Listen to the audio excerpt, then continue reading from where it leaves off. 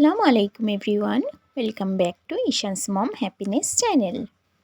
আজ আমি বানাবো লাল আলু দিয়ে তিনটে রেসিপি। এই লাল আলুর পুষ্টিগুণ এতটাই বেশি যে এটাকে সুপার ফুড বলা হয়। ফার্স্ট রেসিপির জন্য আমি লবণ দিয়ে লাল আলুটাকে সিদ্ধ করে নিয়েছি। এই লাল আলু বা রাঙা আলু বা সুইট পটাটোস আমরা যেটাই বলে থাকি, এটা সিদ্ধ হতে ভীষণই কম সময় লাগে। লাল আলুর খোসাটাকে আমি ছাড়িয়ে নিয়েছি, আর এখানে নিয়েছি ধনিয়া পাতা, একটা লঙ্কাকে পুড়িয়ে নিয়েছি, আর নিয়েছি লবণ, আর নিয়েছি কয়েক টুকরো পেঁয়াজ। এই লাল আলুতে আছে প্রচুর পরিমাণে ভিটামিন এ, ভিটামিন সি এবং ভিটামিন ডি। ভিটামিন এ আমাদের ইমিউনিটি পাওয়ার বৃদ্ধিতে সাহায্য করে।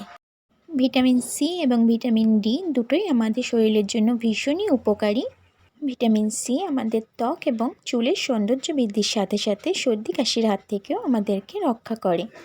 সবগুলো ইনগ্রিডিয়েন্টস খুব ভালোভাবে মিশিয়ে নিয়ে আমি একটা লাল আলুর ভর্তা বানিয়ে নিলাম। তো আমার ফার্স্ট রেসিপিটা একদম কমপ্লিট। সেকেন্ড রেসিপির জন্য আমি গোল গোল করে খোসা শুদ্ধই কেটে নিয়েছি লাল আলুগুলোকে, এইভাবে একটু পাতলা পাতলা করে কেটেছি।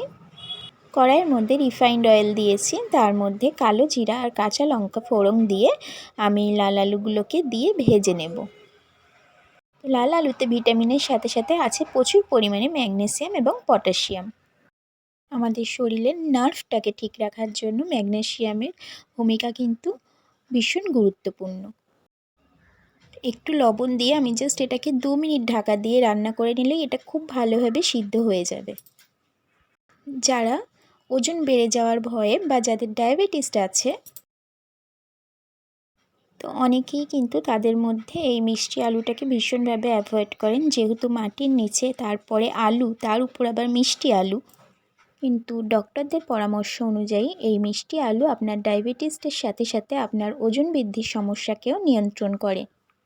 তো 2 মিনিট পর আমি ঢাকাটা ওপেন করে এইভাবে দুটো দিক লাল লাল করে ভেজে নিয়ে এইগুলোকে উঠিয়ে নেব।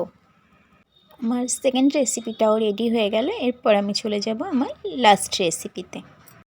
আমার লাস্ট রেসিপি শিম আর টমেটো দিয়ে লাল আলুর একটা তরকারি। তার জন্য আমি কড়াইয়ের মধ্যে একটু সরিষার তেল নিয়ে নিয়েছি, তার মধ্যে 5 ফোড়ন দিয়ে দিলাম। কয়েক সেকেন্ড নাড়াচাড়া করার পর কেটে রাখা শিম, টমেটো, কাঁচা লঙ্কা এবং লাল আলুগুলোকে এইভাবে করে কেটেছি, সবগুলোকে আমি দিয়ে দিলাম। 1 থেকে 2 মিনিট একটু তেলের উপর নাড়াচাড়া করব। এই লাল আলু বা সুইট পটাটোস আমাদের হার্ট এবং কিডনিকে ভালো রাখতেও ভীষণভাবে সাহায্য করে। 2 মিনিট মতো আমি এগুলোকে তেলের উপর একটু ভাজা ভাজা করে নিয়েছি। এর মধ্যে আমি একটু লবণ আর একটু হলুদ গুঁড়ো অ্যাড করে দেব। তো আপনারা আপনাদের খাদ্য তালিকার মধ্যে অবশ্যই লাল আলুটাকে রাখার চেষ্টা করবেন। লবণ আর হলুদ দেওয়ার পর আমি আর একটু নাড়াচাড়া করে নিয়ে এর মধ্যে অল্প একটু পানি অ্যাড করে দেব, কারণ এটা আমি একটু মাখা মাখা করব, ঝোল ঝোল করব না। এটাকে আমি ঢাকা দিয়ে 8 থেকে 9 মিনিট রান্না করব। আপনারা গুগলে সার্চ করে লাল আলুর গুণাগুণ জেনে নিতে পারেন। তো আমি ঢাকা দিয়ে 8 থেকে 9 মিনিট রান্না করেছি। 8 থেকে 9 মিনিট পর আমি ঢাকাটা ওপেন করে দেখাচ্ছি। তো মিষ্টি আলুগুলো খুব ভালোভাবে সিদ্ধ হয়ে গেছে, আর শিমগুলোও খুব ভালোভাবে সিদ্ধ হয়ে গেছে। এরপর আমি উপর থেকে একটু ধনিয়া পাতা কুচি ছড়িয়ে দিয়ে গ্যাসের ফ্লেমটাকে অফ করে দিয়েছি। আমার ঈশান এই সুইট পটাটোসগুলো খেতে ভীষণ ভালোবাসে। তো আমার বাড়িতে যে তরকারিটাই রান্না হোক না কেন, এই মিষ্টি আলুটা থাকলে আমি 2টো টুকরো ওই তরকারির মধ্যে দিয়ে দিই আমার ঈশানের জন্য। ভর্তা, ভাজা এবং রান্না 3টে রেসিপি শেয়ার করলাম, সবগুলোকে সার্ভ করে নিচ্ছি। রেসিপি কেমন লাগলো অবশ্যই কমেন্টে জানাবেন। আমার নেক্সট ভিডিও দেখতে চাইলে আমার চ্যানেলটাকে সাবস্ক্রাইব করে রেখে পাশে থাকা বেল আইকনটা প্রেস করে রাখতে পারেন।